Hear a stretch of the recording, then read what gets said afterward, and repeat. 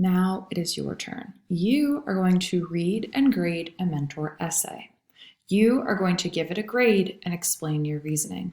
Remember, you get 2 grades for your mentor essay. You are going to determine if Bobby, remember this is Bobby's paper, gets a 1, a 2, a 3, or a 4 in both written or language content.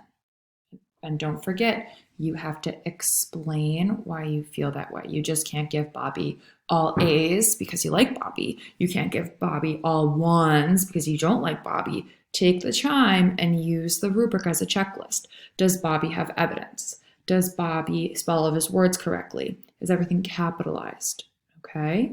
Again, everything that you've done today is going to be collected and graded. I really want to see us taking our time and thinking critically.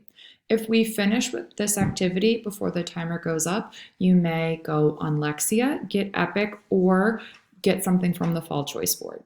But again, this is not a race, and I would like for you to take your time. I can't wait to see how your work turns out, and once this video concludes, please start that timer. Good luck!